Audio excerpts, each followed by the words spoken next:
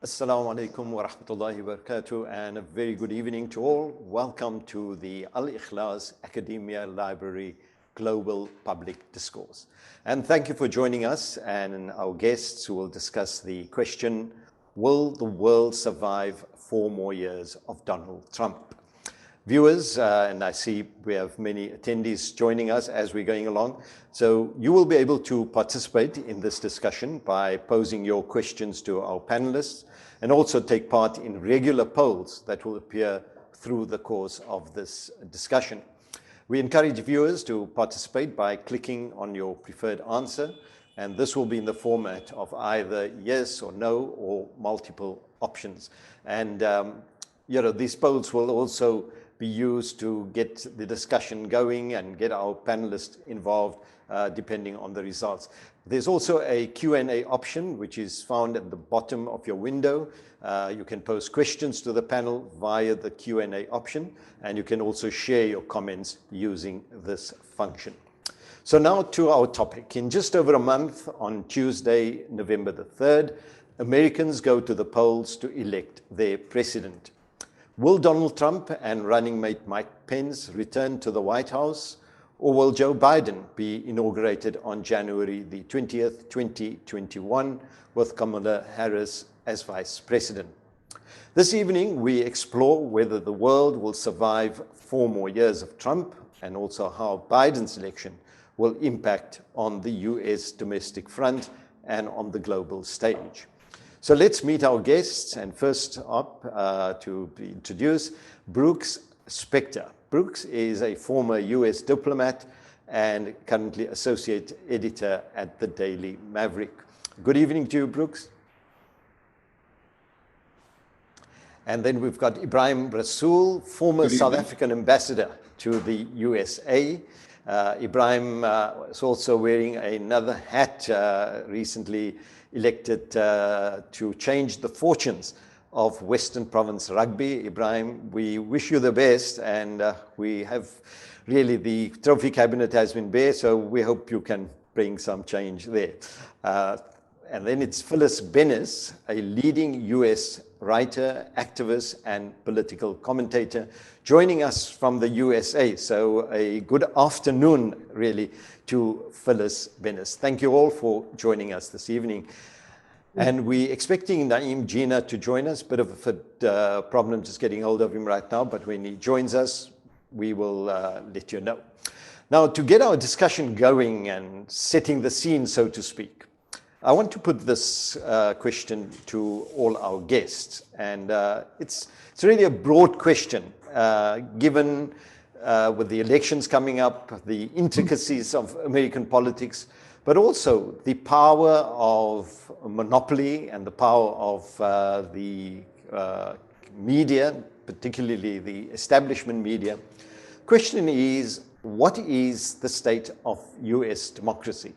So I want to first turn to Brooks, seeing that you are a former insider and now an outsider. So for an insider-outsider view, Brooks, we ask you to kick off the discussion. What is the state of US democracy? Well, good evening to your audience and to the other panelists. I sometimes felt like an outsider when I was an insider as well. So now that I'm an outsider, maybe I sometimes have an insider's view.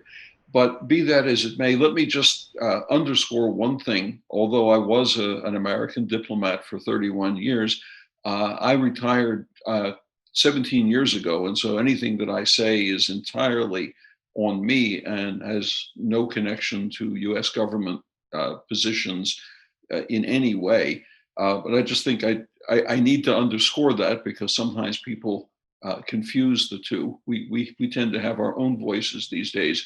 I think your question, in a sense, begs the issue as to whether the world will survive another 4 years of Donald Trump, because it presupposes that Donald Trump will be reelected. And at this point, if you believe in polling and attitude surveys and public opinion efforts, it's not at all clear that he will. Now, polls are snapshots. and they're not predictions. And we always need to keep that in mind. They represent an understanding of an attitude at a given moment in time with all the vagaries that go into the polling process. But as things stand now, Joe Biden, former vice president under Barack Obama and a long-term member of the Senate in his own right for many years,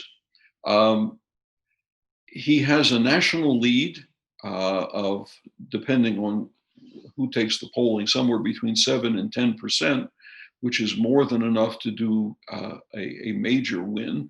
And in the crucial so-called swing states, states where public opinion is presumed to be balanced between the two candidates, in most of them, he has a lead, although it is not commanding. And in fact, that's why it is important to pay much more attention to state by state polling than national polls, because and without getting into the intricacies, because we could drown, consider that the American presidential election is actually 50 separate elections, one in each state. You win that state, no matter how small your victory margin, and you win the population weight of that state as expressed in those mysterious numbers called electors. You need 270 of the 538 at stake, and you become president. And even if you don't win the popular vote, you still, if you win the electoral vote, you can still become president, as we learned in 2016. But the biggest unknowns right now for all of this will be the first time that mass numbers of people across the country will be voting by mail. So in fact, voting has already started in some states. And so although we like to call November 3rd Election Day, and the mental picture is long lines of people outside schools and community centers and churches and wherever else the polling stations are set up. In fact, many people, perhaps as many as 70 million voters, maybe even more, depending on how this plays out, will vote by mail between now and Election Day. So in a sense, the result is already baked in. As we get closer and closer to Election Day, more and more people will have already voted, made their choice. And in some states in the West, Oregon and Washington, I believe, virtually everybody votes by mail and has for some time. But we need to add one other footnote to all of this, and that it is not simply a presidential election, although we like to focus on that. 24 of the 100 senators are up for election, or the seats are up for election or re-election. Majority of the ones this time around are Republican, and some of them are in real trouble.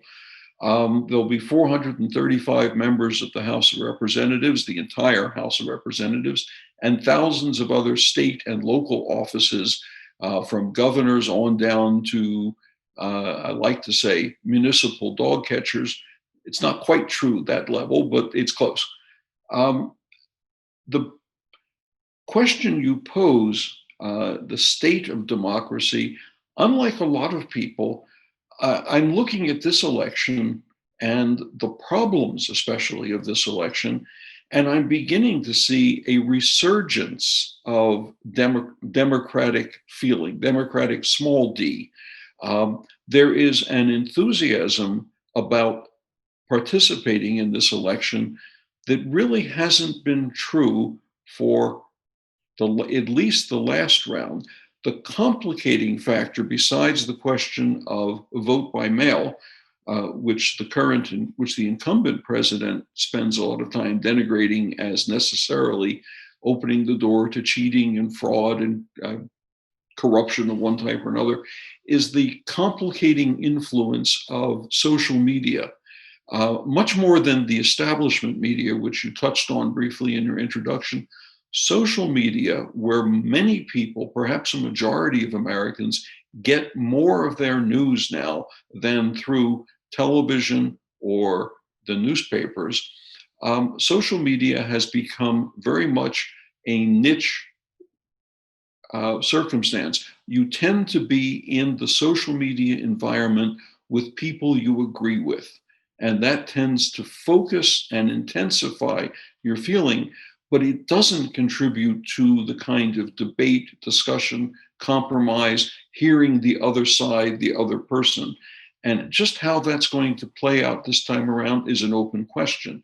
We don't really know that. And I think we're not going to know that even on November 3rd, because for the first time, in a very long time, although the vote count will stop effectively by the evening of November 3rd, we probably won't actually know who won the presidency for another few days, a week, perhaps even as far as a couple of weeks.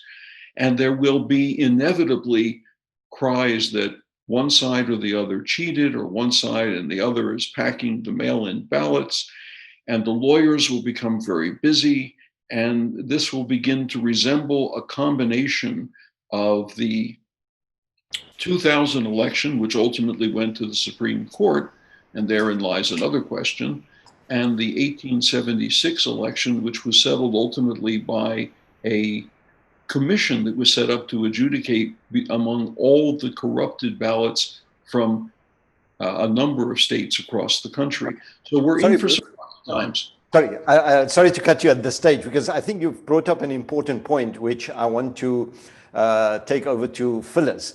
The matter going to the courts. And we've had this, as you've mentioned, there is a precedent for this. We heard the sad news today. Justice Ruth Bader Ginsburg passed away. Phyllis, specifically in terms of how the Supreme Court is now structured, or the bench, and are we going to have a replacement now, which I think Trump would like, but Biden says after the elections, and then just your broad view about the state of U.S. democracy, Phyllis. Sure, thanks, Fareed, and thanks for your introduction, Brooke. That was very useful. The question of the Supreme Court right now is very much in a crisis. The death of Justice Ginsburg, which was not a surprise, she was 87 years old and had had a number of bouts of cancer, but yet it was something that many people, I would say the vast majority of people across the country, wished had not happened until at least a couple of months from now, at least until after there was hopefully a new administration. What this means is twofold. In the long term, which is the very dangerous thing, if there is another option for the Trump administration to appoint another justice to the Supreme Court, making it 9 again, and that justice is approved, as they would need to be, by the Senate, which right now is controlled by the Republicans, and Trump has built his campaign around his promise to put right-wing judges that oppose the rights of women, oppose the rights of people of color, etc., to put more of those judges on the bench, particularly in the Supreme Court. So this is something he desperately wants to do. Whether he will get the chance to do it now has a lot to do with the politics of the Senate. I'm not going to go into the details. We don't know, is the bottom line. What it would mean if he did get another right-wing justice approved is that this court would become a very, very extremist right-wing court for a generation. It's a very, very dangerous reality to people across the United States, particularly people of color, immigrants, women, LGBTQ people, anyone who is more vulnerable than white Christian men would be affected by this. That's the long term. In the short term, there is the possibility, and Brooke mentioned a number of the ways this could happen, that the election night, we almost certainly will not see a definite, clear vote that will tell us exactly who won where and who won the election. Partly because not all the votes will have been counted, the votes by mail. Some are being counted now as they come in, but in some states, the counters are not allowed to start until the day of the election. So that's going to go on for at least days, if not weeks.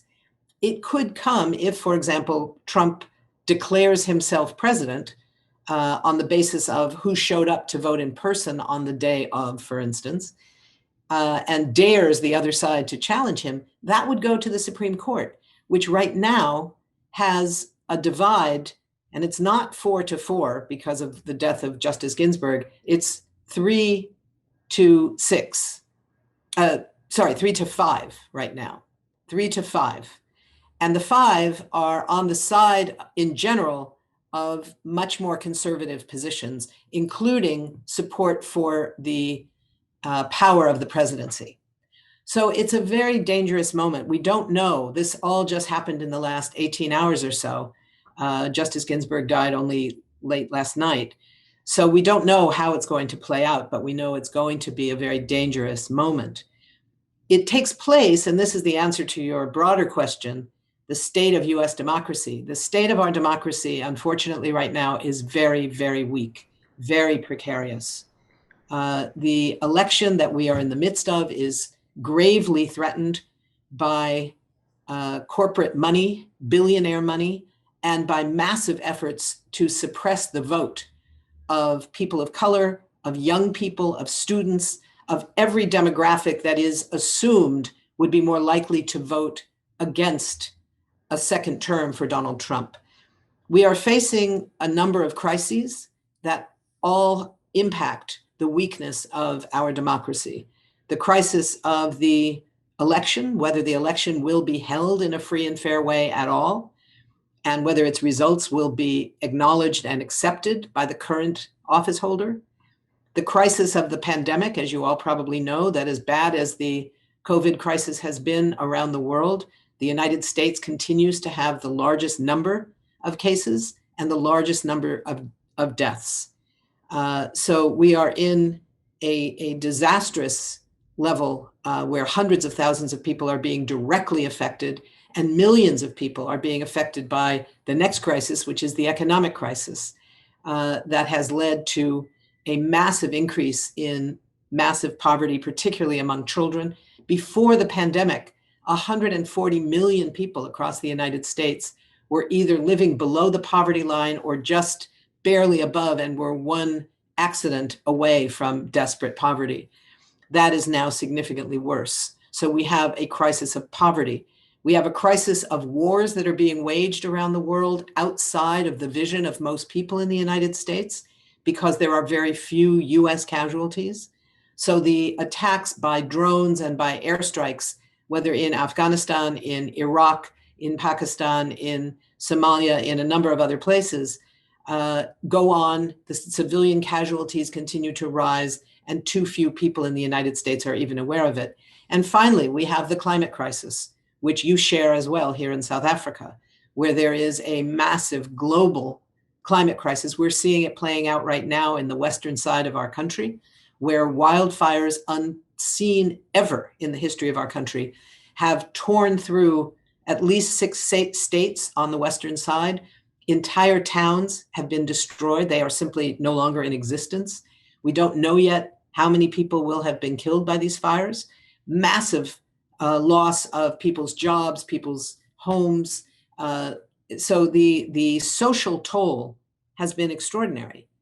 And in all those ways, it comes back to the crisis of democracy that we are facing in our country. And as you all know, what happens in the United States in terms of who gets elected, who controls the White House, who controls the Senate, who controls the House of Representatives, and who controls the budgets of the US government, as well as its military, has everything to do with what happens around the world.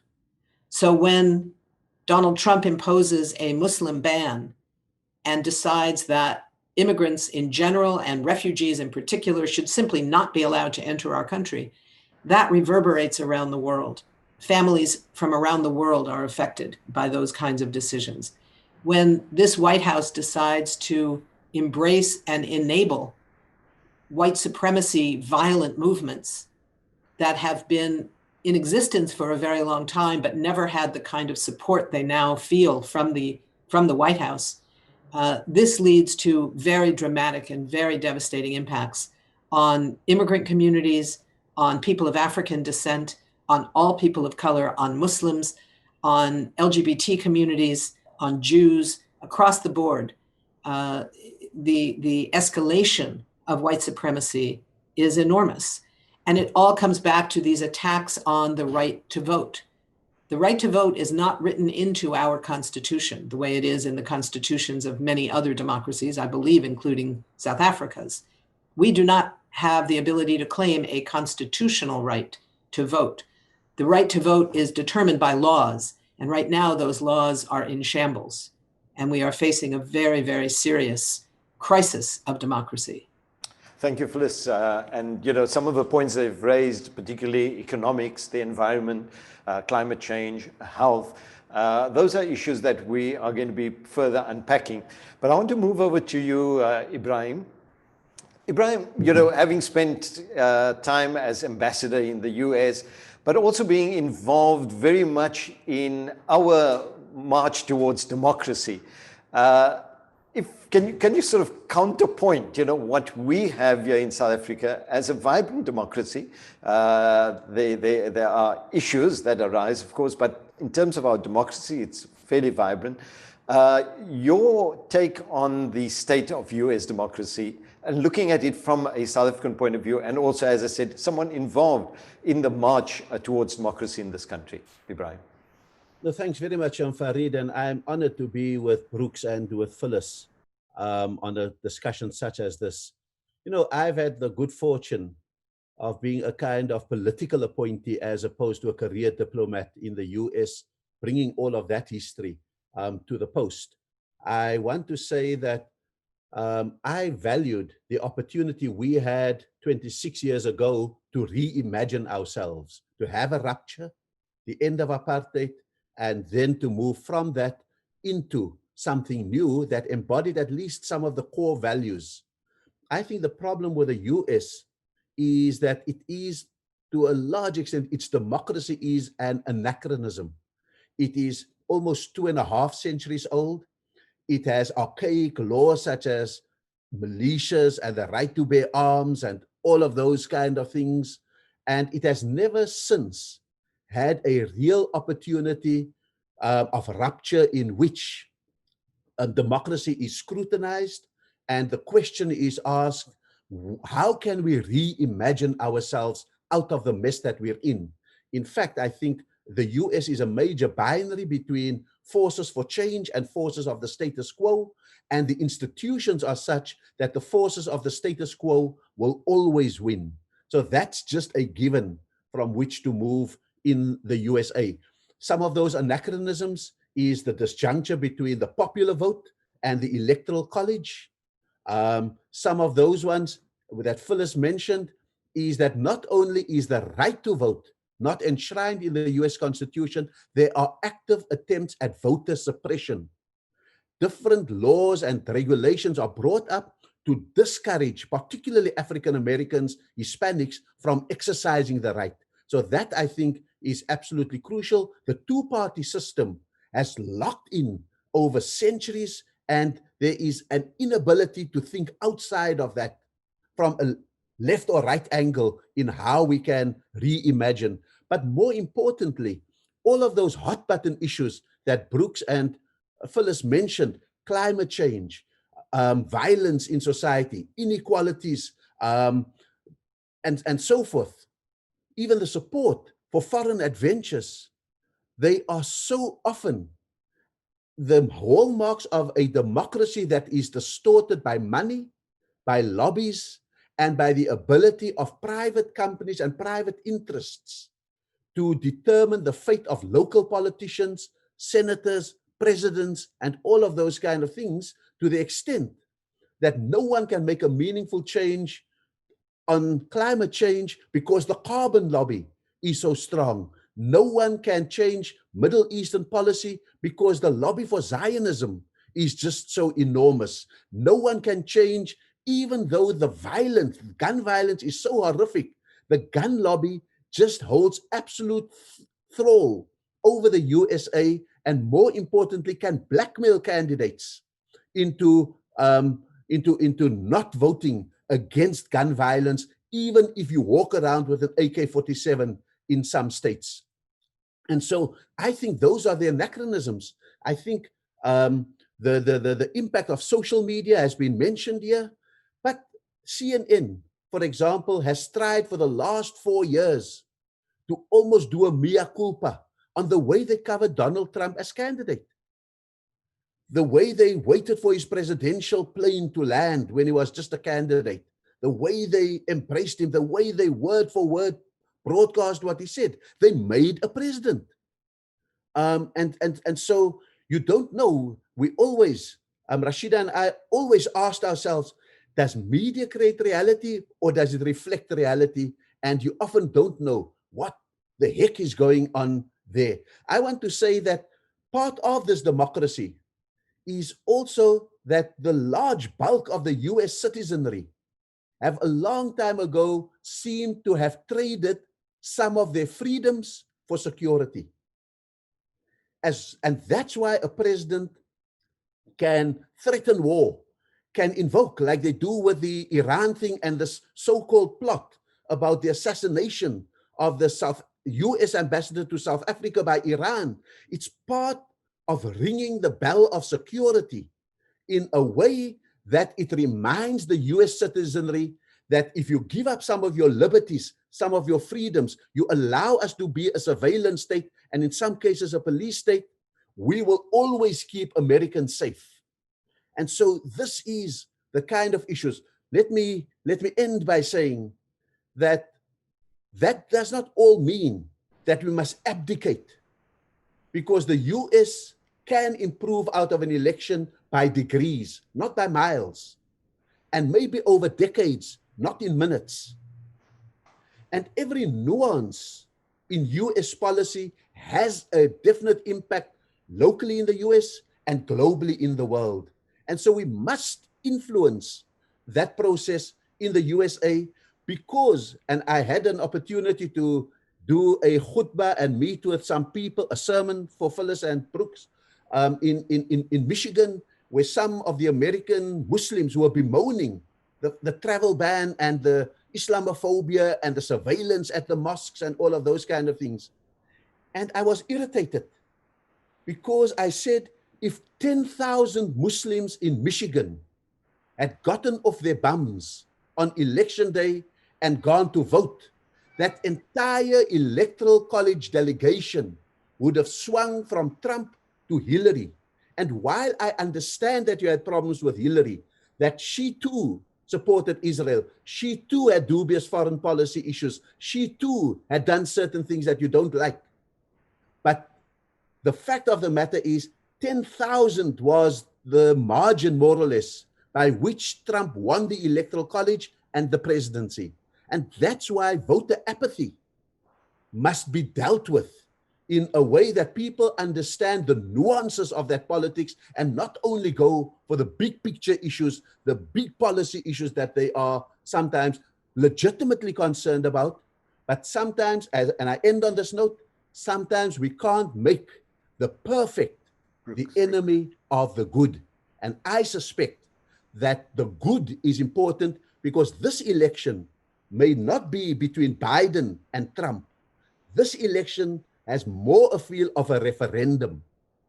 Which way does the USA want to go? Biden is the proxy for a yes vote to turn the back on populism, supremacy, inequality, and all of those kind of things. Trump is the no vote to change and the vote to continue and intensify supremacy, racism, inequality, climate going out of control, etc., etc. So don't make the perfect the enemy of the good, and let us ensure that this is a referendum in which Biden is an accidental candidate for the right side of the slate. That really is my view. I'm more passionate about it, but I've lived 7 years there, and I really think the impact on countries like South Africa, countries in Africa, and all over the world are going to be enormous. We can't afford. The world won't crumble after 4 years more of Trump, but the world will be worse off than it is even now. Great, Ibrahim. I see, Brooks, you've got your hand up, so I'm going to ask you to come in on that. Some interesting points that Ibrahim has brought up, and I would like Phyllis to pick up on some of those. But Brooks, you wanted to make a point. Yeah, I was particularly intrigued by Ibrahim's discussion of his visit to Michigan and beriding voters who didn't vote. And I went and looked it up some months ago, actually. Of registered voters in America, Donald Trump got the votes of 24%. Let's say that again. People who are actually registered to vote, 24% of those people actually got up, went to the polls, voted, and that is how Donald Trump won.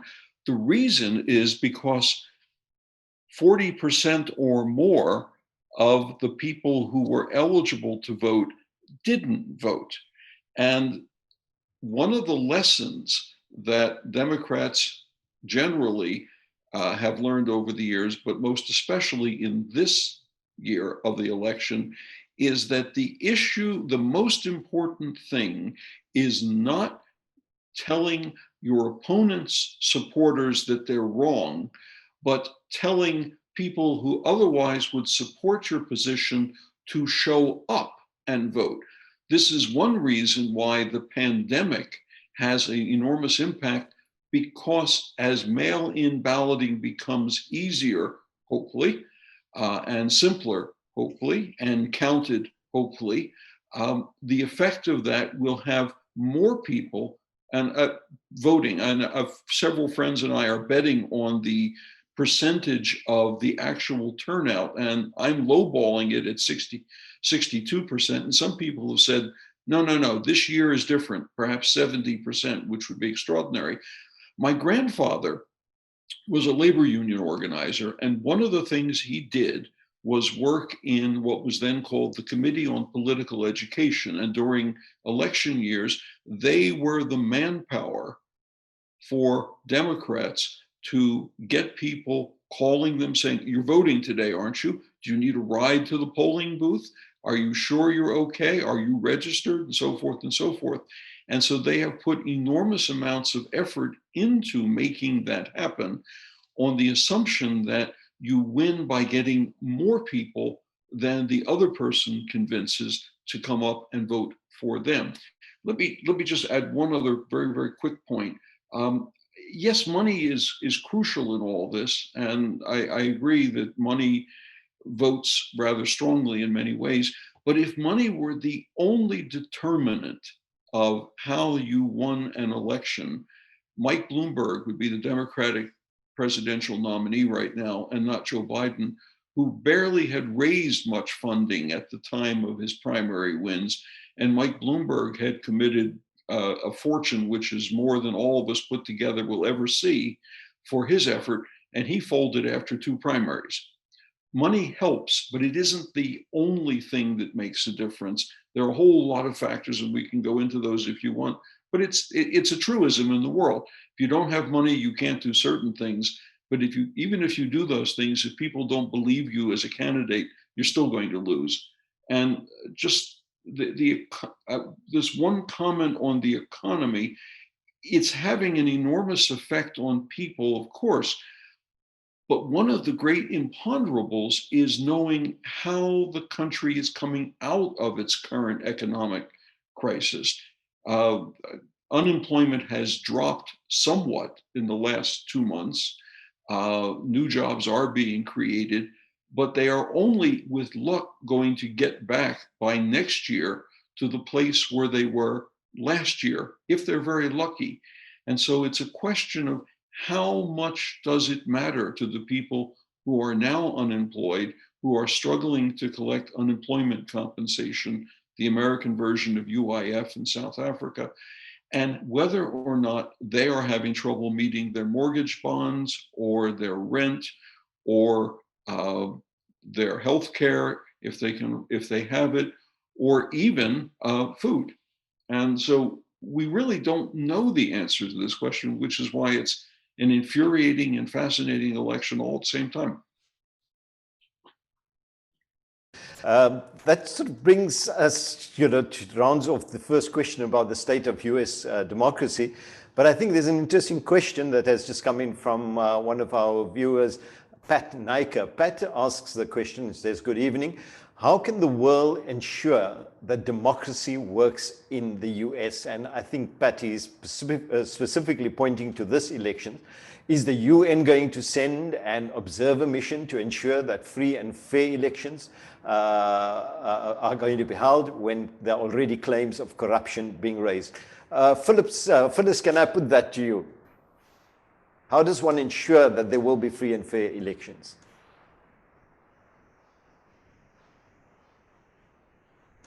You must unmute. There, sorry. Sorry. Before I get to that, let me say one thing about the economy. The statistics we're now hearing about are extraordinarily misleading. The new jobs that are being created are almost all low wage, not below living wage jobs.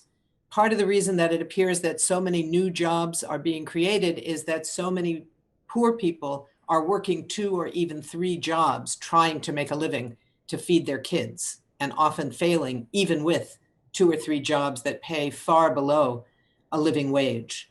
The other thing is that the reports of the US stock market are criminally out of touch with the actual economy that affects the vast majority of people who do not own stock. The stock market is skyrocketing. The stock market has already recovered from the collapse of mid-March around the time of the first lockdowns based on the coronavirus. But that affects a very small percentage of people. People who continue to work in one place for a long time and maybe had a union might have had some kind of a retirement fund that was in the stock market, so they would be affected by that in terms of their stock options in their account would remain. But that's a very, very small number of people in the United States. And if you look at the percentage of African Americans, other people of color, it goes down precipitously. So this notion that because the stock market is doing, as I said, criminally well, this does not mean that it's having a significant effect on the vast majority of ordinary people who are not represented in the stock market. The broader question about the global situation, I think, is crucial. The easy answer is there is no way to guarantee it. The question of what people can do, what can the United Nations do?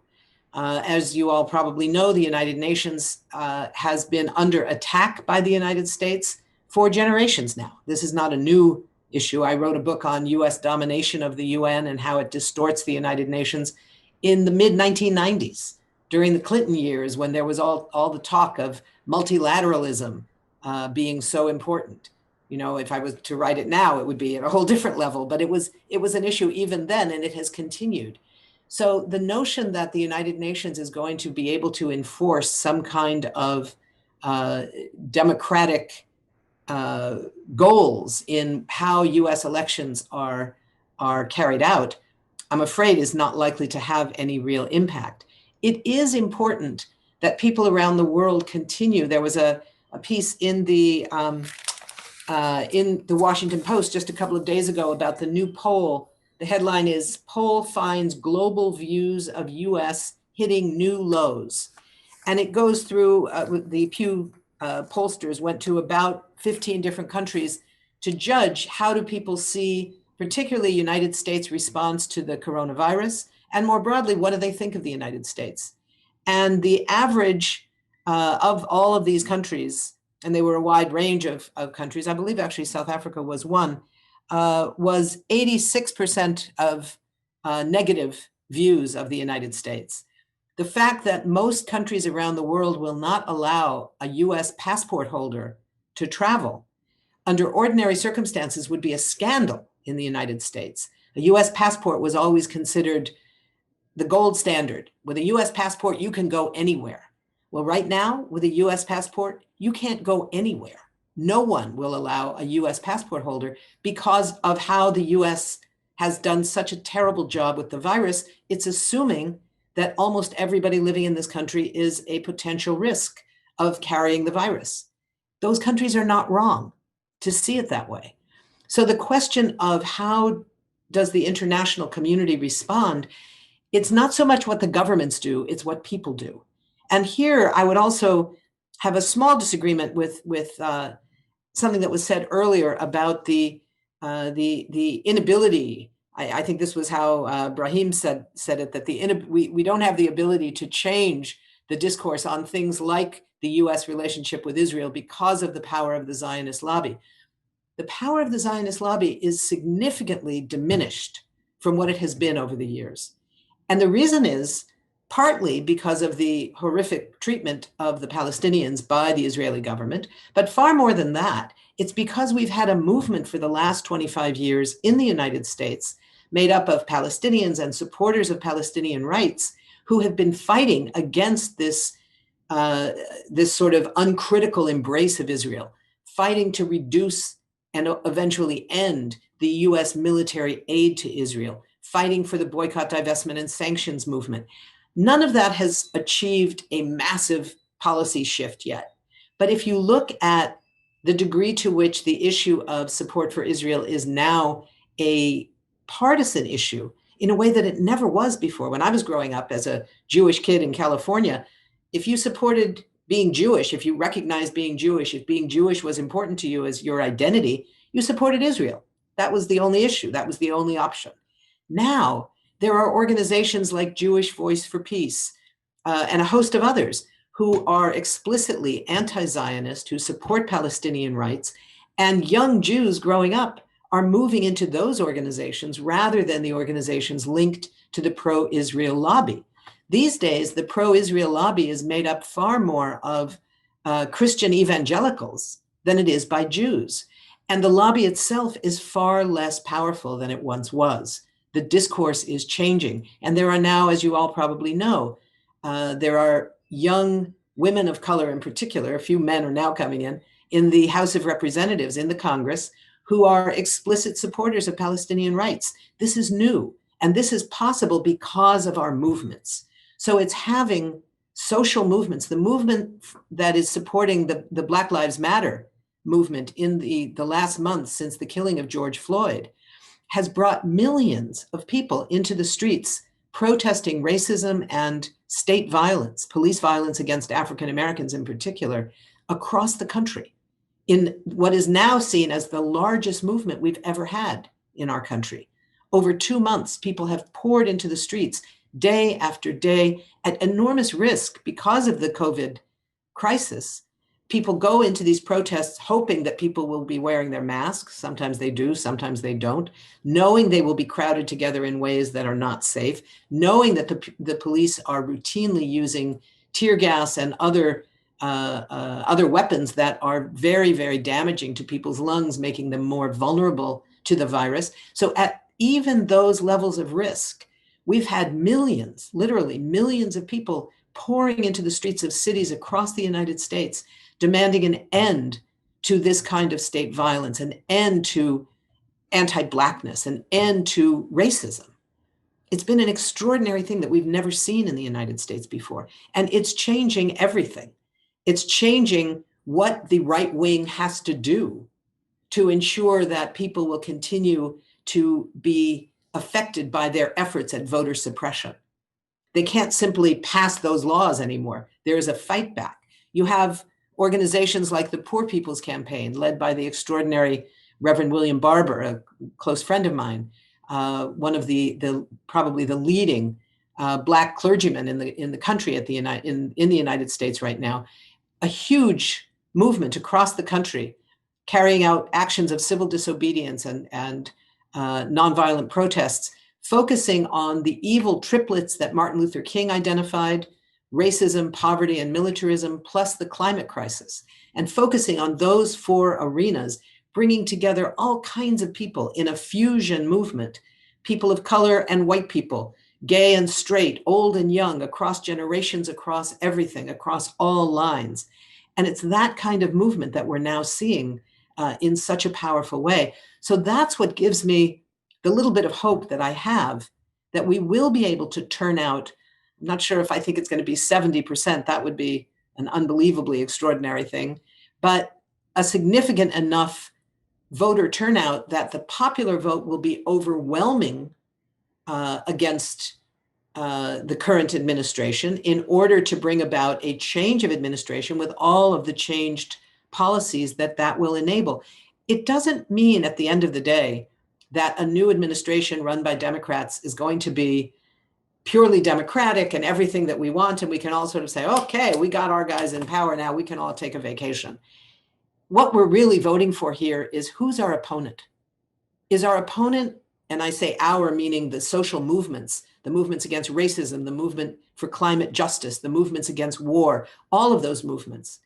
Is the mobilization of our movements, is it going to be against a government that embraces fascist elements within the white supremacist movement, that enables this kind of white supremacy at the street level and calls them out to carry out attacks on those that they disagree with, and carries out laws like the Muslim ban, like the separation of children from their parents at the border?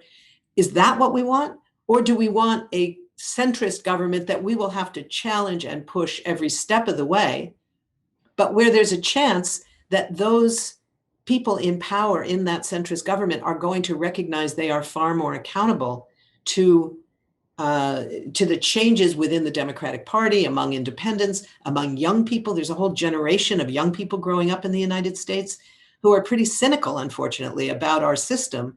But the good part of it is they're cynical for the right reasons. They're looking at a system that has failed them, that has left them an economy that's in shambles. The inability to get a decent job left them in many cases, for those who are lucky enough to go to college at all, they come out of college with thousands of dollars, often tens of thousands of dollars of college debt, and a climate that is being destroyed as we see it. So with all of that, we have the potential to bring on board that whole new generation, even if the individuals who are running are not necessarily who they or anybody else would choose. It's choosing who are your opponents going to be for the next 4 years. And that makes all the difference. Sure. Thanks, Phyllis. There's been a couple of questions that have come in, and we will get back to the issue of the global stage and how Trump's re-election, and even even if he doesn't succeed, what is the impact going to be? But I just want to stay on the fairness of the elections. And there's a question, and that's just appeared on my screen here. Should Trump lose, is he feared to make it or make the unprecedented move of refusing to step down? How realistic is this fear? Brooks, would you like to pick up on that response? Just a 1 minute response to that.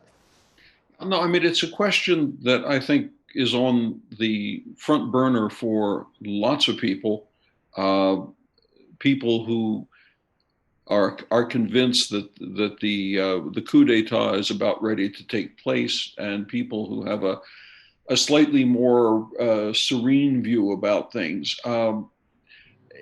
Donald Trump has made all kinds of statements, most of which appear to be headed in the direction of creating uncertainty and doubt about the fairness and the free and openness of the election. He says things like, well, if the election is fair, I will win for sure. If we do it right, then they should stop counting mail-in ballots at the end of the 3rd of November by midnight, or else although state laws in some cases allow for ballots that were received by the 3rd to be counted until a certain cutoff. Your listeners and viewers should realize that there is no such thing as a national election in the United States. Actually, each state runs its own election. There's no national commission that manages it, although there is a federal elections commission that oversees reporting on financial issues and contributions and so forth. But the election itself is run state by state, which is one reason why there are so many different sets of rules and so many different possibilities and so many entry points for corrupting the result. But the weight of precedent, now there have been elections for the president in basically since 1788. And in every case, when a sitting president lost the election, they grumbled, but they left. They conceded and they left. And the weight of precedent is huge now on Donald Trump to ultimately do just that. He will huff and puff like the wolf at the Three Little Pigs houses, but ultimately he's going to have to do that. But there's one little footnote to this that I love, because it is actually the Republicans' worst nightmare. If the election is in doubt, and if it has not been resolved, and if there are competing claims to the electoral votes, ultimately it goes to the House of Representatives to pick. And that would mean that Nancy Pelosi would act as president. That must be the stuff of Donald Trump and Republicans generally, their worst nightmare, to suddenly wake up and realize that on January 10th, the acting as president person is Nancy Pelosi, the Speaker of the House, the ardent Democrat, and the real thorn in the side of Donald Trump all these years. So the answer to the questioner is, there's going to have to be an awful lot of careful checking by legions of lawyers. There's going to be squabbling. It's going to be awkward and unpleasant. It's going to be embarrassing in many ways. What? You can't organize a count of votes in your country? But ultimately, if he loses, that is, if Donald Trump loses, he will leave. He won't be happy, but when the moving van shows up on January 20th to take away his stuff is going to go. Thank you, Brooks. Ibrahim, I think just staying on the theme, but from what you've said earlier about the election really being a referendum, a question that has come in: will a Biden win easily reverse Trump's disastrous policies like the Iran deal, climate change, the ban on Muslim travel, etc.? That comes from Anwar Mao. Do you think there is that scope, and how easily could those policies, if they will, actually be changed? Ibrahim?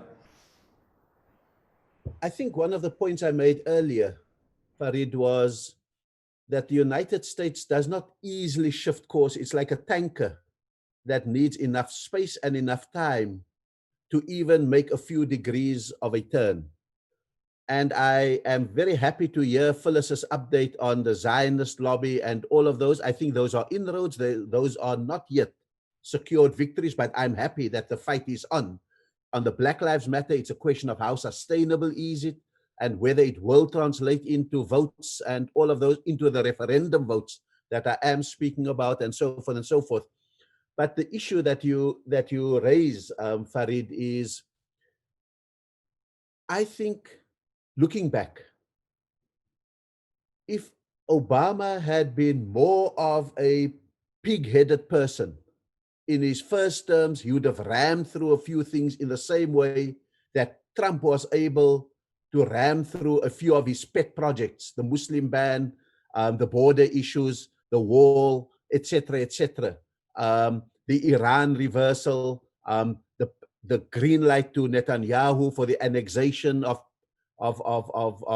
Palestine, etc., etc. So I think what you're going to need is for a person like Joe Biden, hopefully assisted by Kamala Harris, and hopefully by a greater presence in Senate and Congress, to actually step out of their natural beings of consensus builders, unifiers, etc., to accept that the US is polarized, that it's going to require certain extraordinary steps, maybe a few executive orders and so forth, just to bring relief to the world. Not necessarily fundamental change, but at this point, the world needs to breathe. The United States needs to recover from COVID-19, from unemployment, from attacks on lives and livelihoods, etc. And the world needs a similar. We just need to pull back a bit from the China trade war. We just need to remove the insistence on free trade agreements, rather than, for example, for Africa, the African Growth and Opportunities Act, which is a multilateral source. The world simply needs to remove the permission for populists and demagogues across the world to have a license for impunity. in Hungary, wherever these authoritarians raise their heads. The world simply needs the permission to be taken away from Middle Eastern authoritarian autocrats that you can do what you want to with your populations. We simply need to breathe. And I think it's going to take a combination of executive orders and the courage by Biden, Kamala Harris to take that extraordinary step. It's going to need sufficient power in the House and the Senate to be able to have their back. And I think it's going to need extraordinary pressure, Phyllis, from the ground. It's not going to be a moment of relaxation. It's going to have to be a moment of accelerating the pressure on Biden and Kamala Harris, should they win, in order to bring that relief that America needs and that the world needs. So I'm feeling fairly optimistic. But when you ask me, hopefully later, Farid, I want to say why South Africa needs to breathe out of a change of government in the USA, because COVID-19 has assaulted livelihoods in South Africa. We can't have, in Trump's second term, the imposition of trade issues that will create massive unemployment across South Africa even. Right, Ibrahim, that is a point I will be bringing up later in the discussion, but since you put the ball in Phyllis's court, Phyllis, just in terms of what Ibrahim has said, you know, there's optimism on his side, and you also said that there's a groundswell movement. You know, this was something I was going to bring at the tail end, but I think this is where the discussion is developing around what we would call here extra parliamentary politics. So we would say extra electoral politics, the Black Lives Matter movement. But let's look at the question of a new president, Biden coming in. Will he be able to make those changes, as Professor Anwar Mal put it in his question? How easily would he be able to make those changes, Phyllis? Well, it's not easy, but it is possible. And the downside is Biden is not somebody who is confident and clear about an actual strategic approach that he has either to the United States or to the world. He's coming in as, he's not Trump. That's his appeal. I'm not that. I will be concerned about people. He has a great deal of empathy. That's one of his popular points, which is important, but it's not enough. The good news that we have is that he does come, one of his great credentials is his link to Barack Obama. He keeps coming back to the fact that the first Black president in the United States chose him to be his vice president.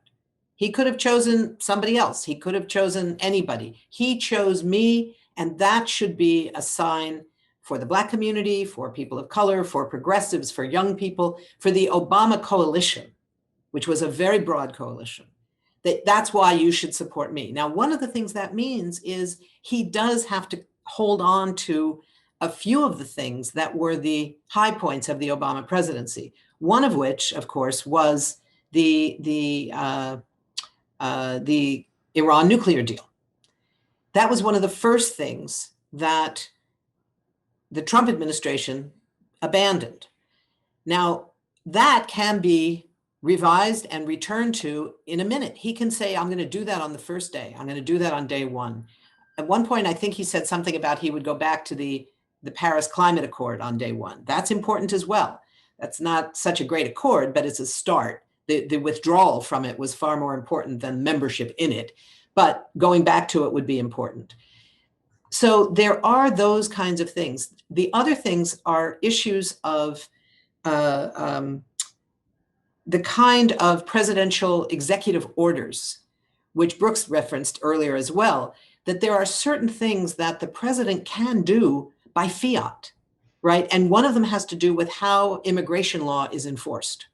So the issue of separating children from their parents and all that that meant in terms of literally babies who could not walk or talk, who were abandoned in cages with 7 and 8-year-old children in there with them, the only people who could take care of them. It was one of the most shocking things in this country. that can be reversed day one.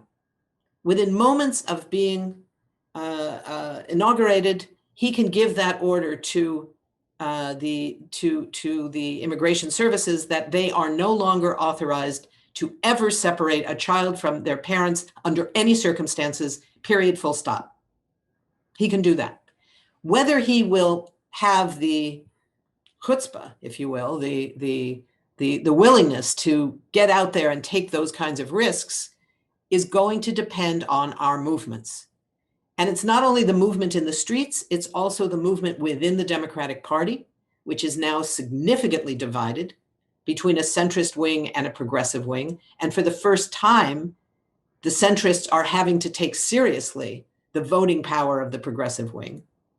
If Biden wins, it will be because young people, people of color, the Obama coalition came together to vote for him.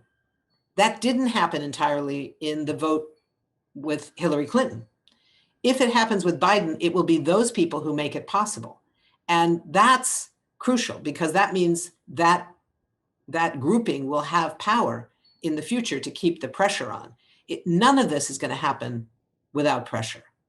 But I think that there is that potential for how these things take shape. One of the things that's been so crucial in looking at our movements right now is this question of what's called intersectionality. I don't know if the term is as popular in South Africa as it is in the US. Yes, it did become quite popular during our Fees Must Fall protests, and I think it has picked up. There you go. But in the US, this is now the word of the day in all the social movements. So the connection between the women's movement and the movement for Black Lives, the connection between the climate justice movement and the movement against war, all of these links are building a stronger sense of a movement rather than the movements, plural, right? And that enables a level of accountability to be demanded. So we're seeing the beginnings of that even now. I mentioned earlier the Poor People's Campaign and the role of Reverend Barber and Reverend Liz Theo-Harris, the co-chair of it. Those two have pulled together this coalition of poor people, people of color, Native Americans, both on reservations and in cities, climate justice activists, people trying to stop wars, people focusing on the militarization of our cities.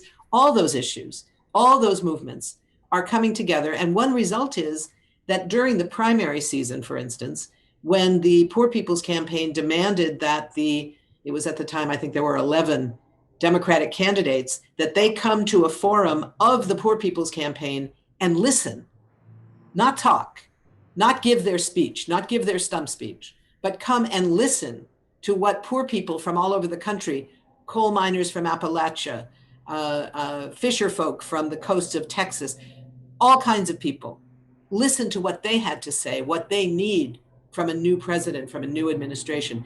This had never happened before. But all but I think two of them felt like they had to come. They had to come. And they had to answer questions after this. So that was an extraordinary moment when we saw the power of these new intersecting movements. Some of that is now happening globally.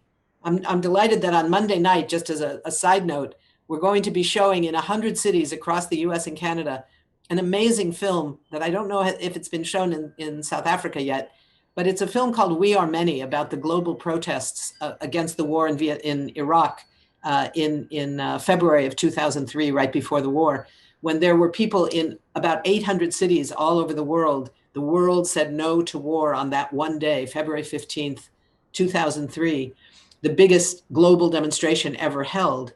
And in the film, what becomes clear is that it's not just about the fact that, okay, we had this giant demonstration and the war still happened.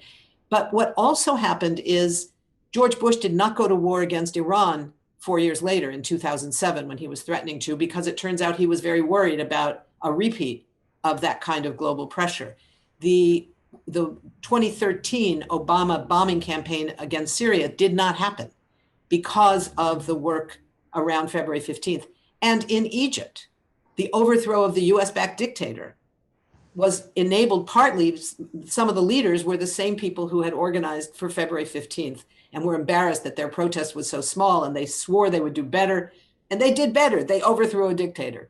So the Arab Spring grew out of that as well. So it's looking at the potential for movements globally when they come together to have just an incredible impact beyond what we often think is possible. Thanks, Phyllis. Now, you've pointed out to some of the factors that could work against Trump. I just want to go back to a question and a comment that, Brooks, I think you made on the chat group about the power of the evangelicals and the strength and the numbers that they bring and the kind of support. But I want to link it to a question that came in earlier, a few minutes ago. There was a model has made some recent revelations about sexual impropriety on the part of Trump. And we have heard this all along. So, given his kind of character, he's been labeled a liar, you find that there is the strong support from the evangelicals. How does one explain that, and how does Trump get away with some of the accusations about his sexual impropriety? Two things, actually, and this one fascinates me, but I think the answer in part is that the evangelical fundamentalist Christian community, which is by most counts somewhere between 35 and 36 million potential voters, which in any other circumstance basically means a win or a loss from that perspective. They have accepted all along that Donald Trump's personal behavior is reprehensible, whether it is his lying and cheating in business, whether it is his sexual conquest record, whether it is his character in half dozen different other areas. They have made the pact with the devil on this because for them, the issues that matter even more are effectively things like ending the easy, open availability, relatively speaking, of abortion, prayer in schools, and other issues that are not part of Donald Trump's character, that are not part of the problems with Donald Trump's character. They are policy issues that they prefer more than anything else. This is one reason why the successor to Ruth Bader Ginsburg becomes such a fraught issue in American politics, because it is about as clear cut as you can arrange for a choice between more of the so-called liberal agenda and the so-called right-wing Christian agenda. School prayer, back to the Bible, abortion, lack of rights, and a host of other things. And as our chair noted earlier, or I'm sorry, perhaps it was Ibrahim who noted earlier, the vast majority of support for, and just an aside, for Benjamin Netanyahu really comes from the Christian evangelical right, because there is in that part of society the notion that the imminence of the rapture and the great rising is tied up in an uncritical support of the current Israeli government and things like that. Relatively speaking, the American Jewish community isn't particularly interested by comparison with the specifics of Benjamin Netanyahu's policies. In fact, polling shows over and over and over again that the vast majority of American Jews are much more interested in social and economic issues. And Israel usually ends up on number 7 or 8 on the list of issues that are most salient for such people. But to go back to Donald Trump and his behavior, people have basically made, or those who support him have basically thrown up their hands and say, yes, we know he's personally reprehensible, but he does what we need, which is conservative judges and support for the things we want as public policy.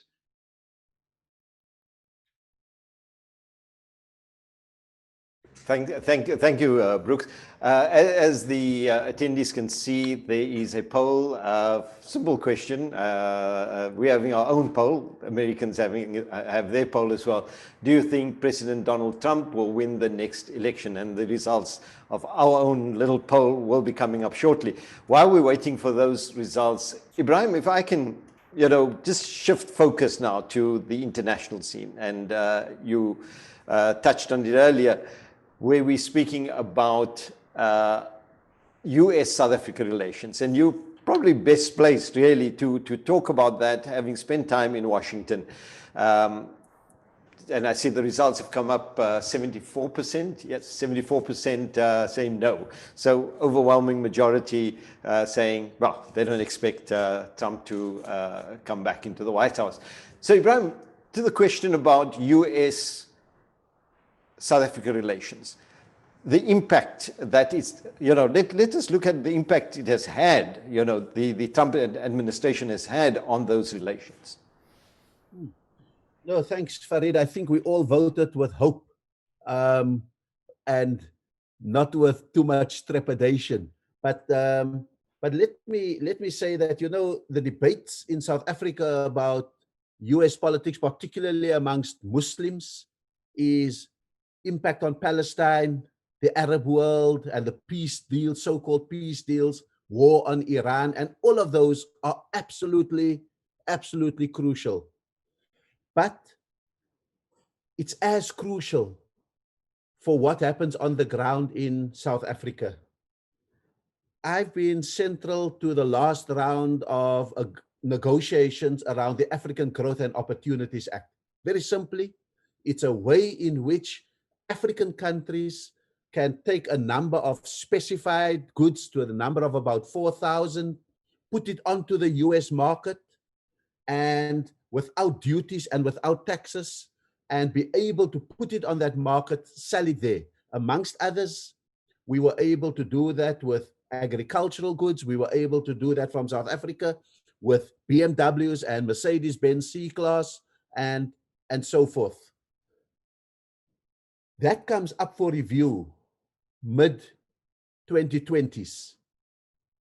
We've had the push for, rather than a multilateral agreement on trade, let's have a free trade agreement.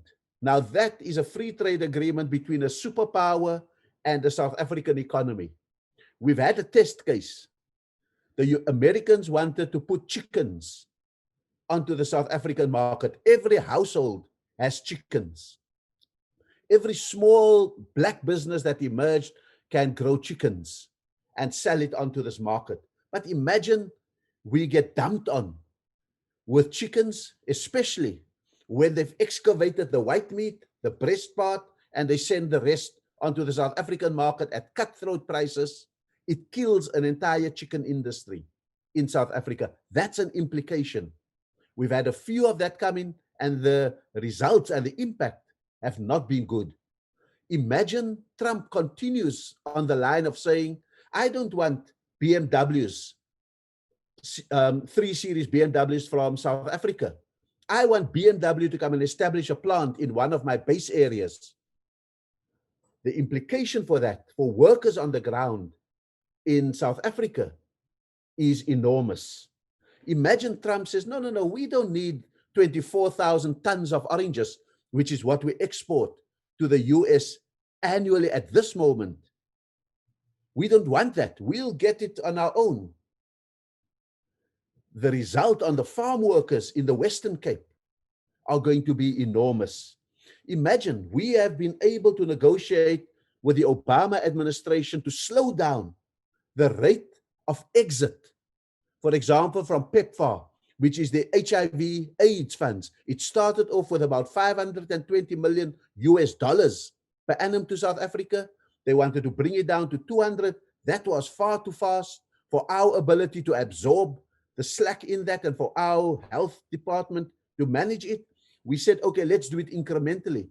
The single-handed way in which the US defunded the World Health Organization and so forth is what awaits us if there is suddenly a decision to move from 400 million to zero within a short period of time, and a disease, a pandemic that we've just begun to get under control, I think revives. And so what I'm saying is, these are real live issues that I think we should be concerned about.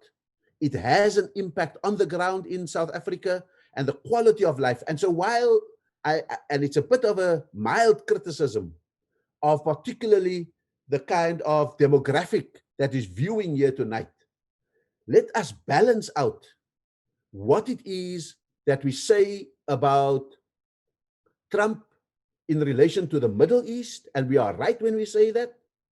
And sometimes we say it doesn't matter who wins the election, they're all equally bad in terms of Palestine. But the ability to negotiate an exit clause for AGOA that is gently over time has better impact on South Africa. The ability to do the same with oranges, to do the same with HIV and AIDS funds, all of those kind of things, and with cars and the rest of the AGOA package.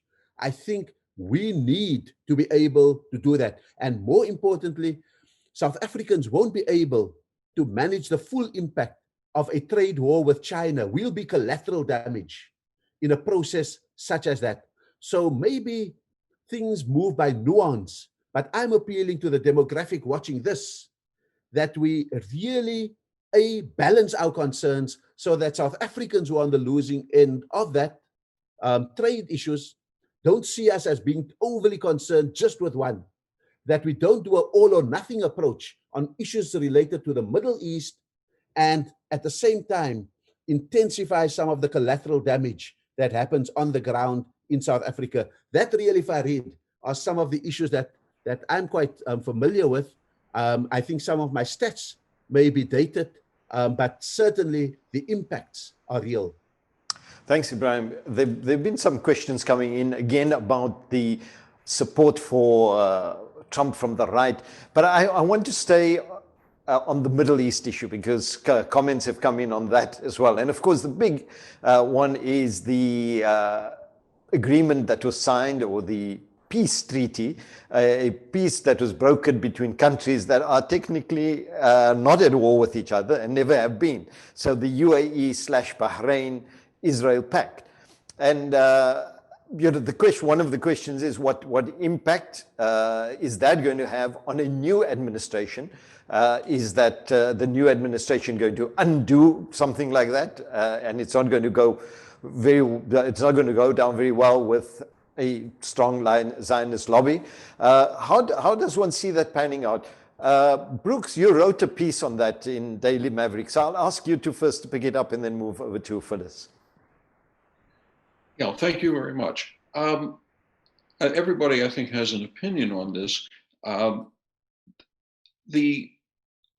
refused to call it a peace agreement because, as you rightly point out, it was not between warring nations.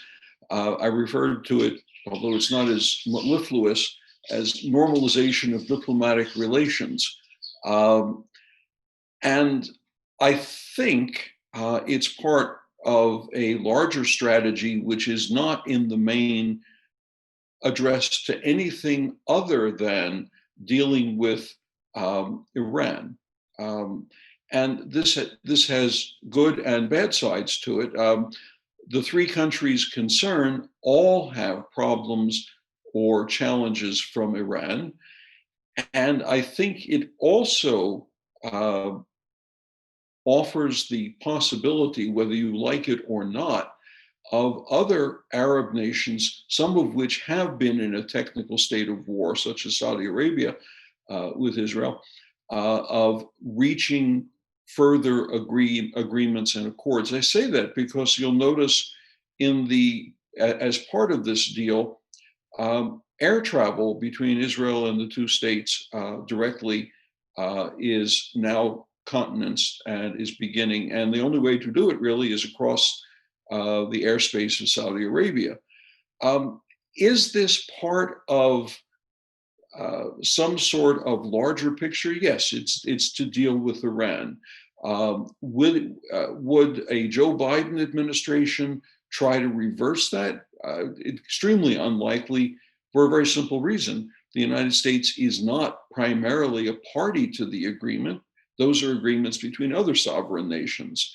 I think the Biden administration would look for other ways to encourage more signings of more arrangements rather than to end the ones that exist, at the same time as it would begin to figure out a way to re-enter the six-party agreement with Iran over nuclear issues.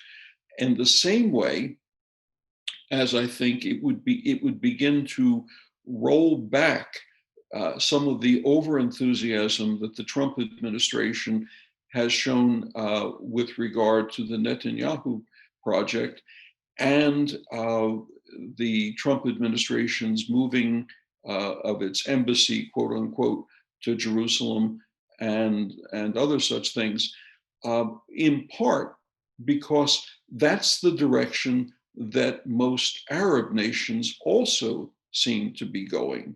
I don't think you want to view this whole question as simply an America and Israel partnership. I think you need to look at it in the question of what do other Arab nations want to do? Now, the footnote to that, of course, is that the so-called Palestinian economic deal that Jared Kushner put together, late last year, beginning of this year, that's obviously a dead issue. No one's going to pick that up, in part because it came right at the time that the Netanyahu government was beginning to push its own quasi-annexation plan on large chunks of the West Bank. That will go by the boards too, if for no other reason that when Donald Trump goes, one of the other people who will also be out of power soon enough is Benjamin Netanyahu, because he has his own domestic political issues, a corruption trial, a COVID epidemic, which has done terrible things to their population and to their economy. There's enormous dissatisfaction with Benjamin Netanyahu as well, and largely not for international reasons, but for domestic ones. Thank you, Brooks. I think the poll actually speaks to what you have been talking about, and the question that was raised about is the Iran, I beg your pardon, the UAE, Bahrain, Israel deal to do with Iran, and I think the results are coming in. Yes, well, our attendees seem to agree with you by overwhelming 83%, Brooks. Phyllis, your take on the UAE/Bahrain-Israel pact. One is, we've heard that it's highly unlikely that Biden will reverse that. But what impact is it going to have? First, in terms of the elections, is it going to make a difference? Is that an election ploy? And, is that going to make some difference? And also, how do you see U.S. Palestine, not relations, but issues? How is the U.S. going to handle Palestine and the occupation of Palestine under Biden administration? Yeah, these are complicated questions. This is an election issue. I don't think it's going to have an impact on the election. I think this is, certainly the timing of it had everything to do with Trump trying to shore up his, the component of his base, which is the Christian evangelicals who are so concerned about protection of Israel.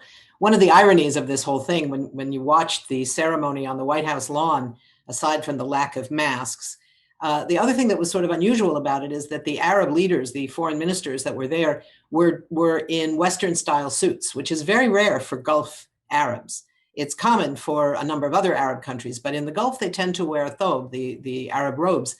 The fact that they didn't, I'm guessing, this is purely a guess, but I'm guessing that this was either suggested to them by people in the Trump administration or their own theory that this was going to be better for that sector of Trump's base, who are very pro-Israeli. And if Israel wants an agreement with the UAE or with Bahrain, they want it too. But on the other hand, they are very Islamophobic, and anti-Arab racism is rampant in that community. It's not universal, of course, but it is quite common. So reminding people that these are people just like us was, I think, very consciously created. I don't think it's likely to have a huge impact on the election because the issues of foreign policy in general are not playing a huge role in this election. And the issue of Israeli relations with the UAE and Bahrain, countries that most people in the United States have never even heard of, certainly don't know really where they are, why we should even care about them. They don't know that the US Fifth Fleet, for instance, is based in Bahrain. This is not common knowledge. The fact that the UAE buys billions of dollars worth of US arms systems, that's not common knowledge. Saudi Arabia is common knowledge. So that would be a big one if the US was able to orchestrate that in the next couple of weeks. I don't see that happening before the election. But it is clear that it's both those electoral things, both for the Israelis and for the US, for all the reasons that Brooke mentioned. And it's about building up the US sponsored Middle East regional coalition against Iran, centered by Israel and Saudi Arabia, but with the UAE and Bahrain as key components of it.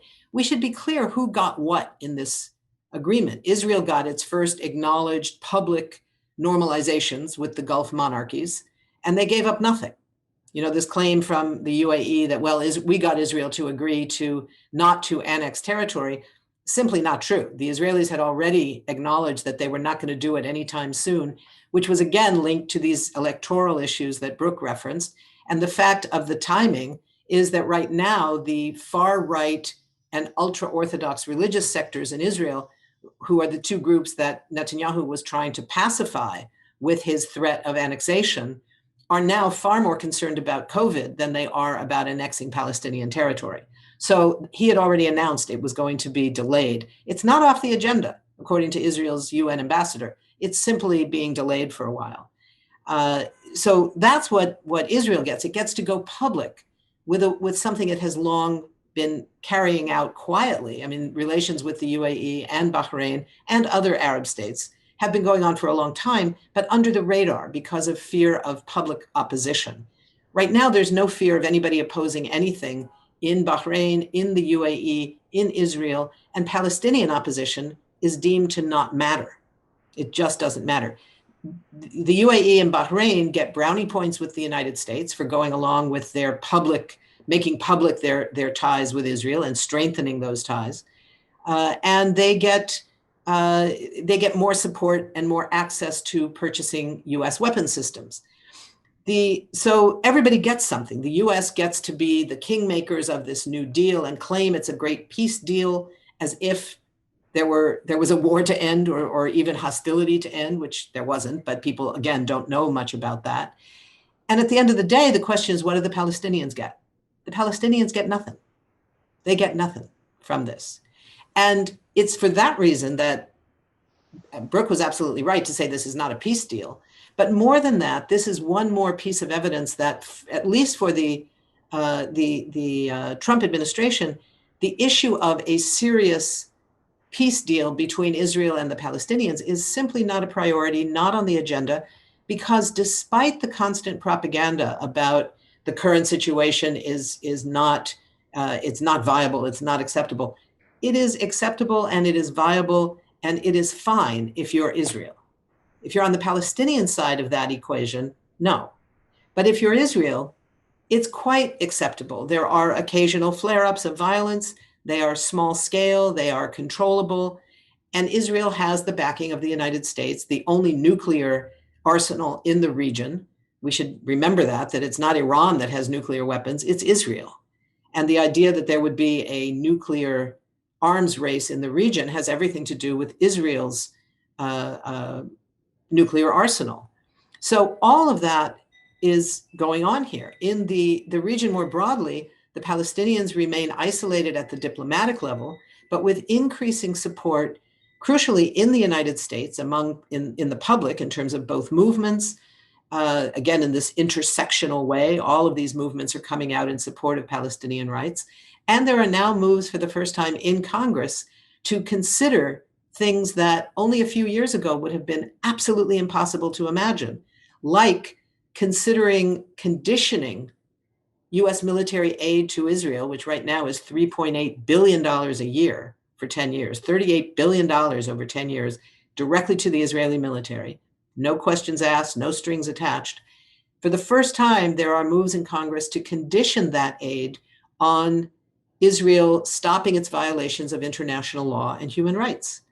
There's a resolution on the floor of the House right now, of the House of Representatives, that would make sure that no US military aid is used for the military's juvenile military detention system.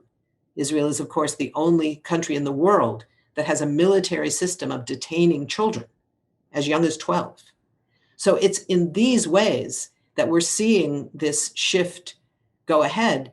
But the UAE, Israel, Bahrain agreement has absolutely nothing to do with this. This is all about shoring up the opposition to Iran, threatening Iran. And it's there, of course, that this recent very weird report, which is now being denied, I think, on all sides, or at least ignored on all sides, that there was supposedly, by unnamed sources, a plot to consider an assassination attempt against the US ambassador to South Africa, is designed to ratchet up the pressure against Iran, saying that Iranian forces were going to assassinate a US official in retaliation for the US assassination of General Soleimani last January.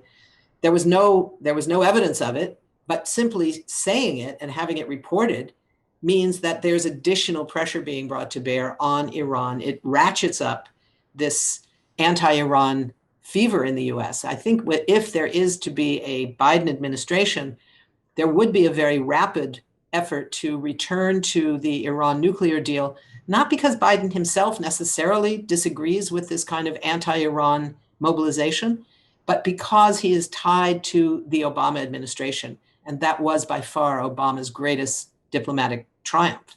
So he has to hold on to it.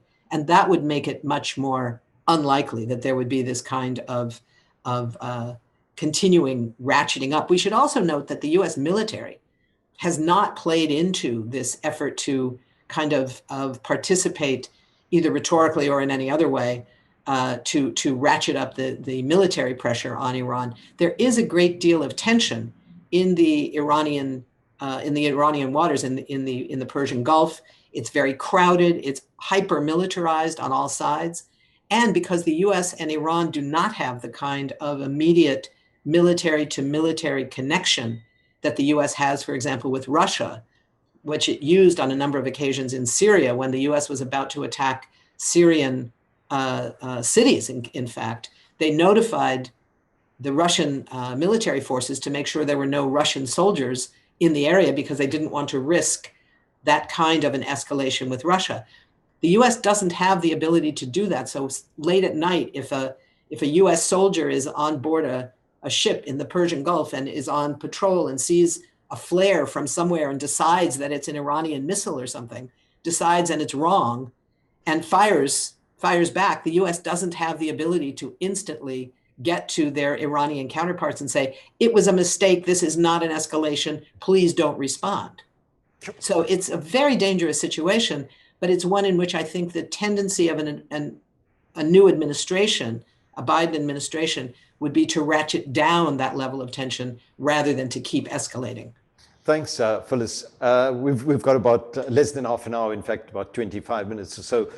So I want to actually just take a broad look at some of the dynamics at play, and also to draw in some of the questions that and comments that have been coming in. And one that's consistent in some of the chats and the questions is the rise of the right in America during the Trump's term. People with racist tendencies. And last night there was an interesting social summit where Professor Cornel West said that it's really the failure of the neoliberal system, that has given rise to the populist neo-fascist leaders. And as one of the comments has pointed out, that it's not only in the US, but after Trump came in, we found Brazil and other countries, the rise of the right. Ibrahim, you've been a bit quiet, so I'm going to ask you to pick up on this one. And taking from your period in the US as ambassador, did you see this coming along? And what would you put this down to, the rise of the right in the States, and of course, spreading to other countries as well? I've used less diplomatic terms to describe this phenomenon, that some people speak about the rise of the right. Others have spoken about the populism, which is a respectable political term. But you see, I think that it is what I call mainstreamed extremism. I think it's a kind of extremism because, we judge very robustly when a group of Muslims who may be non-state actors have certain rhetoric, have certain targets, have some power, have some ability to execute their plans, and have exclusivity and racism and non-Muslim sentiment in their rhetoric and actions. We call that extremism. When that very same set of criteria manifests itself in a kind of non-Muslim context, it's extremism, but mainstreamed because it gets into the White House. Today, that mainstreamed extremism has about 30% of the French parliament. It's in the Dutch parliament. It's even gone into Scandinavia. It's the government in Hungary.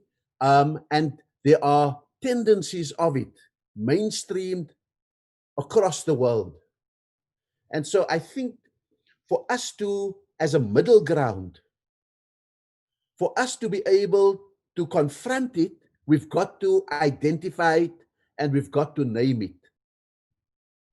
And therefore, we need to be able to then mobilize against it in much the same way that we recoiled from what was done in the name of Islam and Muslims.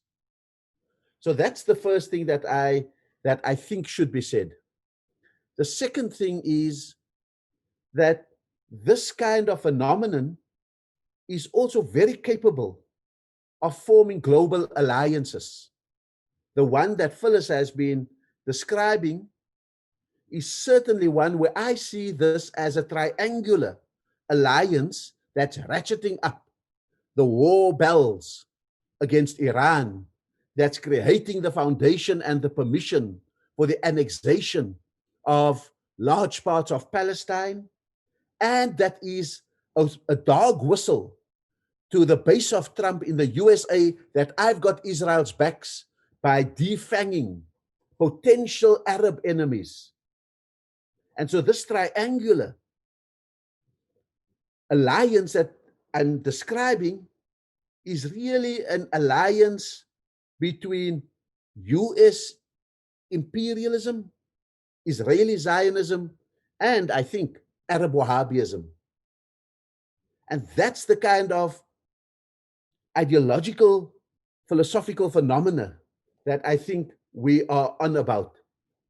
I also think that the counterbalance, which I think, again, Phyllis has described very well, and we're all hoping that it succeeds in the kind of way that we want it to succeed, is that we must have a global alliance of people opposed to mainstreamed extremism. And it is intersectional because they are matters of socio-political well-being. COVID-19 has not come to correct economic inequality and poverty. It has exacerbated it. It has created a moment of rupture And we need to fill that space with an alternative, if not with the labels that we are used to, then certainly with the values of egalitarianism that we aspire to. In much the same way, we must be able to say what else in the system is it that we require. And so we mustn't only know what we're against. We must begin to define what are the value-based coordinates of this alternative system that we have in mind. We've got to think out of the box, because this moment of rupture may close again. And before they get their alliances in place of mainstreamed extremism, we need to get the alternative one globally in place, and we may have to collapse the internal contradictions between us. In America, the first people to be at the airport when the Muslim ban happened were Jews and the LGBTQI. Those were the people who met me when I arrived in the USA at Dallas International Airport, in case people who look like me, pray like me, talk like me, and eat like me were arrested and deported. The tables that were waiting for me were the LGBT as well as the Jews, to protest against the Muslim ban and to protect Muslims from that kind of treatment. And so you see, what is happening is that we are internally fragmented as the anti-populism, anti-mainstreamed extremism coalitions in the world. We want to pick and choose who we can be with, who we can't be with. And this populism, this mainstreamed extremism, is an equal opportunity oppressor, offender, and victimizer. And therefore, we need to work out what are the mechanics of this counter movement, this global counter movement. One, at the highest level, we must have shared values and therefore enter into alliances. If we can't do that, let's have shared objectives and enter into coalitions if we don't share completely all the values.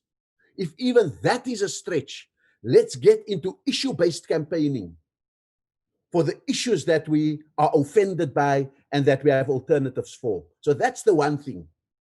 The second thing that we must get right is the ability to posit an alternative in this moment of rupture, exacerbated and accelerated by COVID-19. So that Black Lives Matter is not a flitting phenomenon that has come and grabbed our attention and now has disappeared. That Black Lives Matter is added to by the victims of Islamophobia, the victims of xenophobia, the victims of homophobia, the victims of misogyny, the victims of sexism, etc., etc., etc. How do we posit an alternative that is human and not always theologically neat for us as we go through all of this? How do we, thirdly, divide the enemy? Divide mainstreamed extremism. This is not the time to, for example, say all Jews are evil. No. We've got to be able to say, I will work with Voices for Peace, because those are people who think like me and have shared values with me. And I will isolate only the most extreme Zionists in order that we don't contribute any supporters for Zionism by our equal opportunity pushback. So I'm saying that thirdly has to be a way in which we must be strategic and smart in this moment of rupture. Thanks. And so I want to end, Farid, by saying that unless we get this right, we've got one great shot at it, and it starts, in a sense, with the US. It started with Black Lives Matter, but its next milestone is the US election. And then we must proliferate it across the world. Thanks, Ibrahim. Brooks, do you think the US elections will show us that there is a shift away from the rise of the right? Because an earlier comment was that the person says, I'm afraid that the fascist and racist tendencies are deeply ingrained and it's going to be difficult to, turn that around. And some of the points that Ibrahim raised as well, the kind of alliances we form. But my question to you, and we've got a few minutes left, so I'm going to ask you very quickly, do you think that we can turn this around? And just while you're contemplating your answer, again, overwhelmingly people are saying, yes, the rise of the right is indicative of a shift towards white racism. So that's the final poll for the evening. Brooks, over to you. Part of the problem with this discussion about this kind of issue is that we tend to see it ahistorically. We tend to see it as if it is only this moment in time that matters, and there is no historical set of roots or traditions or complement to it. I'm trying to remember how long ago now, something like 65, 70 years ago, a crucially important paper on what was called the paranoid style in American politics was written. And it took the question of people who believe in evil unknowable forces who are causing problems and causing the chaos that we see around us. In 1964, it had a serious right-wing element that was largely divorced from race or internet or other domestic issues, and such people voted for Barry Goldwater. More recently, it's become clearer that one of the key reasons why people let me back up. The two key reasons why people support this kind of right-wing populism in all of its variations, one of them is a desperate need to find connecting points between the problems that they see. And very quickly, this becomes paranoid. This becomes finding connection points where they don't exist. The QAnon phenomena is particularly strong in that regard. QAnon, for people who don't know, it's an internet-based conspiracy theory peddling group that, believe it or not, starts with the presumption that Democrats are cannibals who drink the blood of small children that they collect in a pizza restaurant in Washington. I'm not making this up. I mean, this is actually believed by some people. But for the larger population, the issue is one of status anxiety. White working class men without college degrees who have seen their economic stability largely shattered by the shift in the economy, by the loss of strong back jobs, want to find some way to understand why the world is the way it is. And right-wing populism provides an easy manifestation and an easy path to get that understanding. Is it wrong? Of course it's wrong. Is it based on fanciful ideas to a considerable degree? But there's just enough truth in the economic aspects of it that it becomes very easy for these views to become racialized, to become anti-certain religious views, to become anti-foreigner. And you have a rebirth of this phenomena. It comes and goes. The first version of this you saw was back in the 1840s, when American politicians were arguing that the Irish immigrants were the kind of people you didn't want in our country. And it showed up again in the 1880s and then so forth, so forth. Can it be reversed? Of course it can be reversed, but it requires the kind of political rhetoric at the top that speaks to inclusivity and that speaks to participation in the national project by everyone. It requires economic change so that such people who feel threatened have a way of finding a path forward. And it addresses at the same time the questions that people who protest now find that their concerns are addressed. This is a huge list of things to dump on Joe Biden in the first day of office. It's not going to be solved between the first day, the first week, the first month, not even in the first 4 years of a Biden administration. But it has to begin with a change in the quality of presidential rhetoric.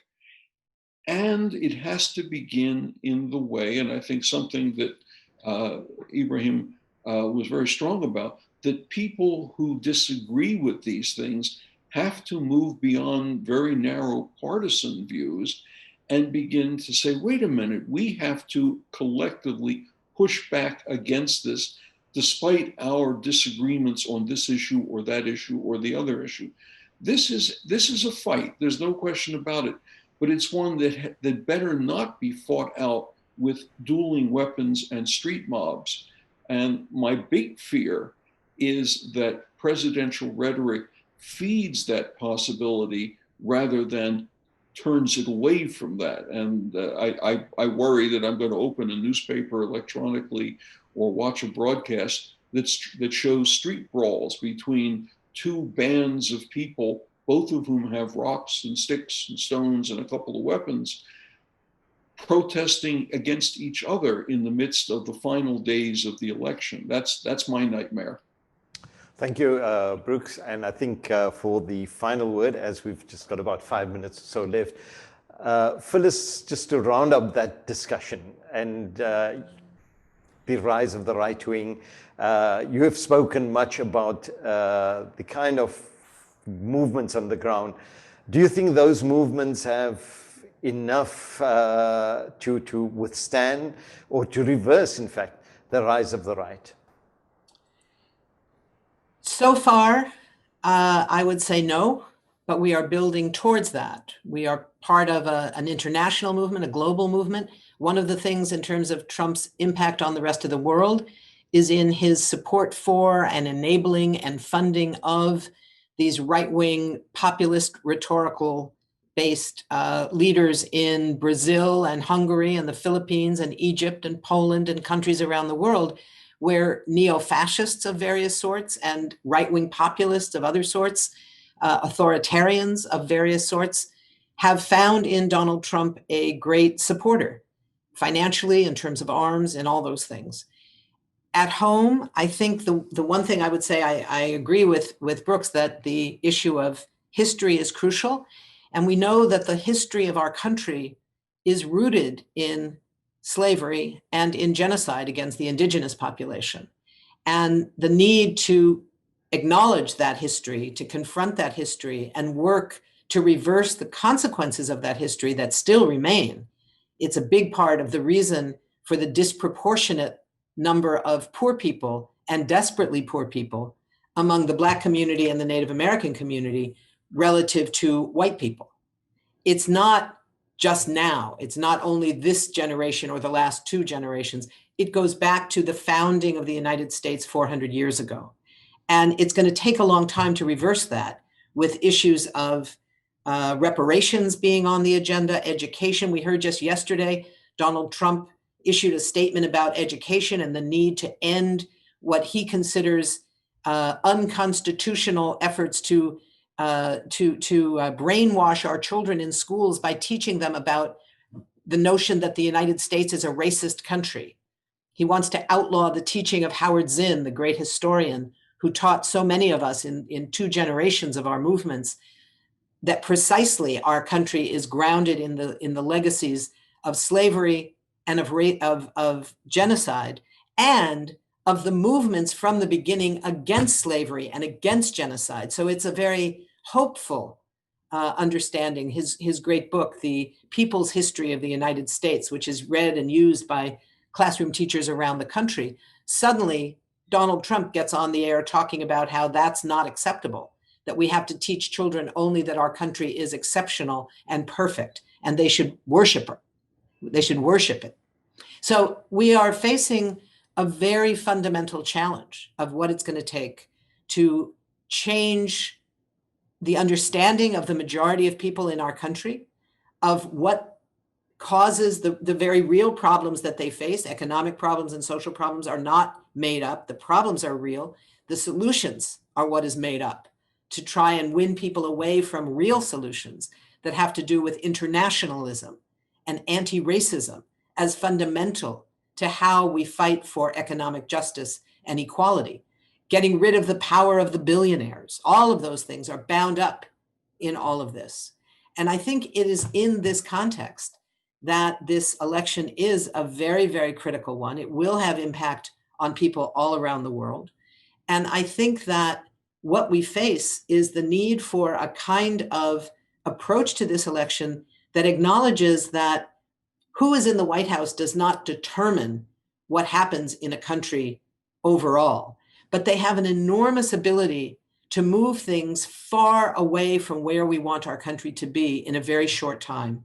They have not only the power of the pulpit, they have the rhetoric, they have the microphone, but they have enormous amounts of money to spread around. They have enormous political influence, and they can make declarations that, in terms of some people's lives, have what amount to the force of law. That can all be changed. And even for those, and there are many in the United States, progressives of various stripes, who look at the choices for president and say, you know, I hate Trump, but this guy isn't so great either. He's not this, he's not that. All of that may well be true, but again, this is about choosing our opponent. For those of us who planned a protest against Hillary Clinton the day after the election, and a couple of weeks out realized that we might be wrong in anticipating that, we face the same thing here. We will have to be in the streets protesting war, protesting racism, protesting police brutality, protesting the whole range of issues, what happens to immigrant communities, what happens to LGBTQ communities. We will have to be building movements to protest that regardless of who wins this election. Thank you, Phyllis. Sorry, just the clock is working against me, but thank you so much. And I think that kind of nicely rounds up our discussion. And perhaps I should just pick up a comment that says, hopefully in 2024, we'll have a Bernie Sanders type of candidate to choose between someone like Trump and maybe, who knows, that with the force of the movement on the ground, that may be possible. I just want to respond to a question that came in which asked, would part of the justification of the UAE-Israel deal was that Israel discontinue its plan to claim more Palestinian land? I just want to, the question comes from the UAE, from the United Arab Emirates, someone by the name of Khalid. So Khalid, that question was really answered when it said that, look, Israel had already decided not to go ahead with the further annexation. And so it really was just a kind of a smokescreen. So just to answer your question. Well, at this stage, thank you very much to everyone on behalf of Al-Ikhlas Academia Library. Thanks to you, Brooks Spector, Phyllis Bennis, and Ibrahim Rasool. Thank you so much for your time, sharing your insights with our viewers and listeners. There's an apology from Naeem. Naeem, incidentally, is on the road to Cape Town.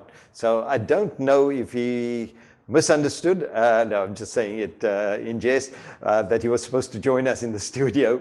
But unfortunately, he thought he would make it to Cape Town in time and be able to link up. So your apology is accepted, Naeem.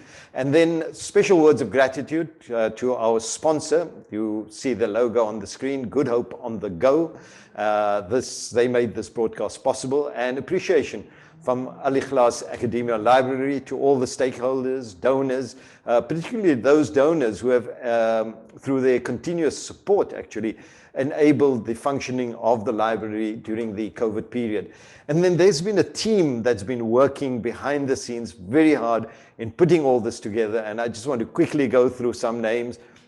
Shanaz Gary, producer and all-round person, really, at the drop of a hat, We would ask her to do some research, type up something, get something together.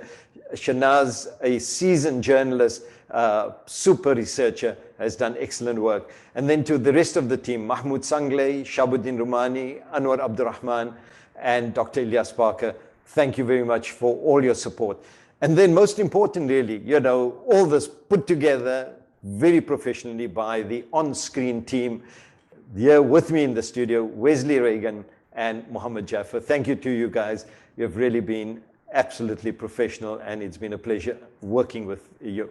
So from me, I say stay safe, take care, and fi amanillah. All the best.